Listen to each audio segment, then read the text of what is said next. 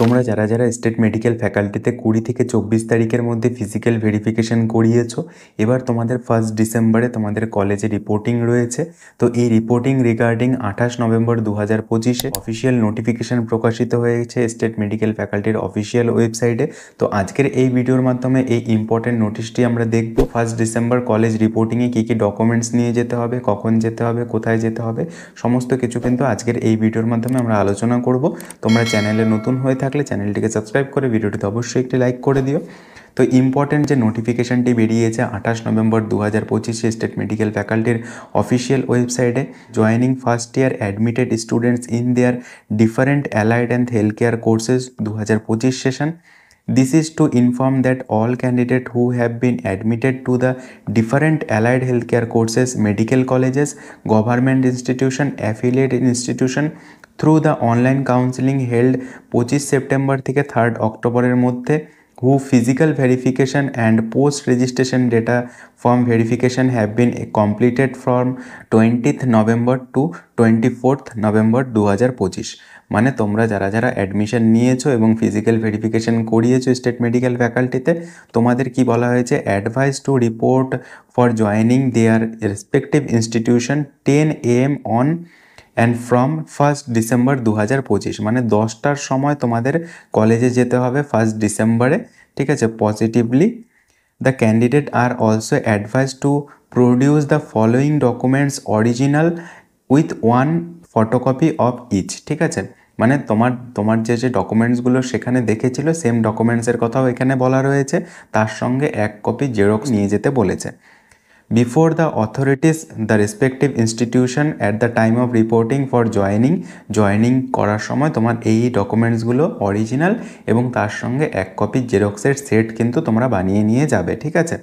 এছাড়াও ইনস্টিটিউশনে আলাদা কিছু লাগতে পারে, সেটা ইনস্টিটিউশন থেকে জানানো হবে, ঠিক আছে। তো আপাতত তোমাদের 1 ডিসেম্বরে 10টার সময় তোমরা যে কলেজে অ্যাডমিশন নিয়েছো সেই কলেজের অ্যাকাডেমিক সেকশনে, অ্যাকাডেমিক বিল্ডিংয়ে চলে যেতে হবে মেডিকেল কলেজের, এবং তোমরা যে হসপিটালে অ্যাডমিশন নিয়েছো, প্রাইভেট কলেজ বা প্রাইভেট হসপিটাল, সেখানে যে অ্যাকাডেমিক সেকশন রয়েছে সেখানে তোমাদের 10টার মধ্যে 1 তারিখে রিপোর্টিং করতে হবে।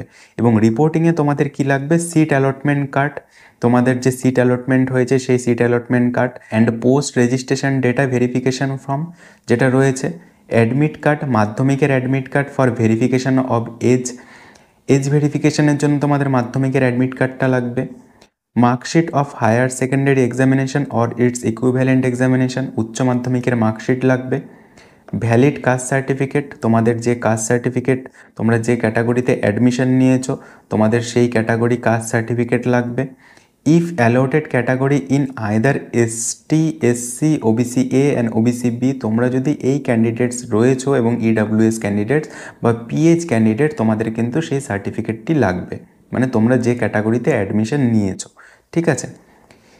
A medical fitness certificate from a registered medical practitioner and a character certificate 1 copy, current as far as practicable original, ঠিক আছে।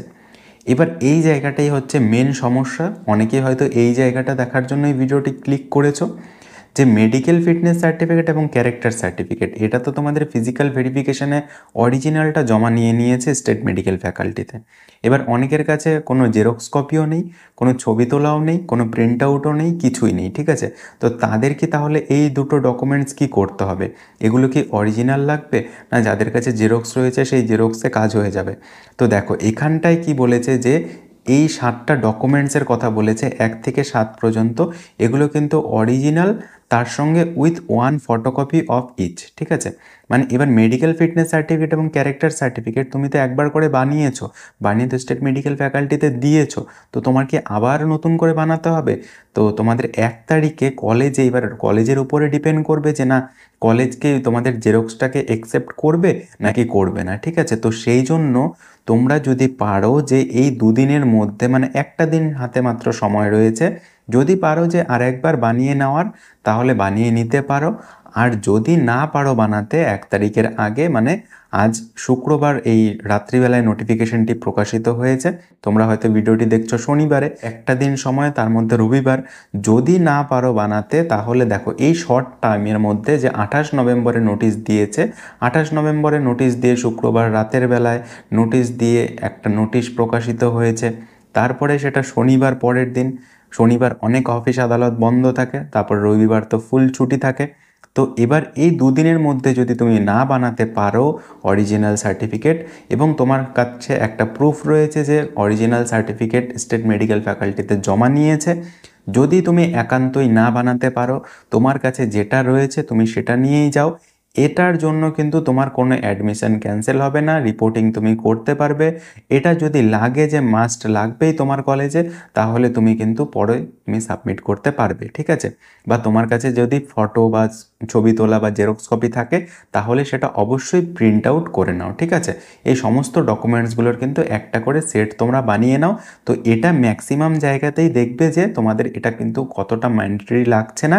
তোমাদের কিন্তু মেনলি এই যে caste certificate, marksheet, admit card, seat allotment card, ঠিক আছে, সার্টিফিকেট, ভ্যালিডিটি সার্টিফিকেট যেগুলো রয়েছে, ডিসএবিলিটি সার্টিফিকেট, এই সমস্ত সার্টিফিকেটগুলো যদি ভ্যালিড থাকে এবং এই দুটো ডকুমেন্টসের যদি তোমার জেরক্স থাকে, তবেই কিন্তু তোমার আশা করি চলে যাবে, ঠিক আছে? আর যদি একান্তই না চলে, তবে সেটা কলেজ থেকে একটা সময় দেওয়া উচিত যে এত শর্ট টাইমের মধ্যে যে 28 নভেম্বরে নোটিশ বের করে রাত্রিবেলায়, 29 তারিখ শনিবার, তারপরের দিন রবিবার, তারপরের দিন একটা স্টুডেন্টস 10টার সময় কলেজে যাবে, তো তার পক্ষে কিন্তু প্রডিউস করাটা অতটা সহজ না, এটা স্বাভাবিক। The concern institution are the requested to preserve photocopies of all submitted documents of the concerned candidate admitted in their respective institution for records and future reference, ঠিক আছে?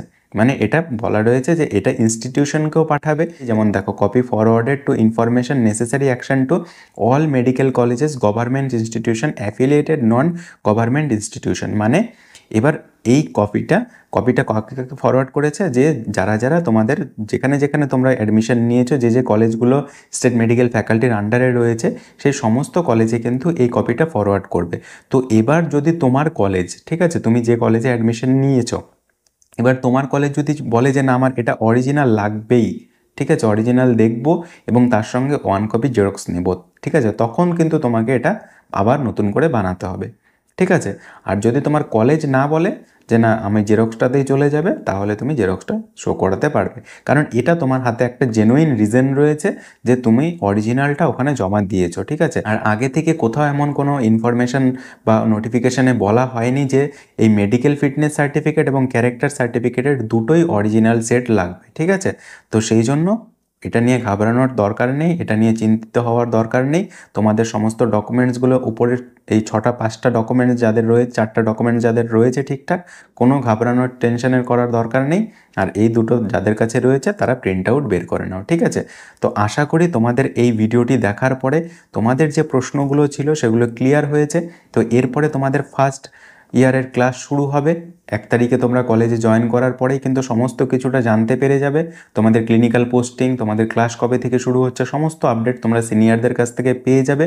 অযথা টেনশন করার কোনো দরকার নেই, একের পর এক আপডেট আসতে থাকবে, একের পর এক আপডেট তোমাদের সাথে শেয়ার করব। কোনো অসুবিধায় পড়লে, কোনো সমস্যায় হলে অবশ্যই কমেন্টে জানাবে। দেখা হচ্ছে একটা নতুন ভিডিওতে। Thank you.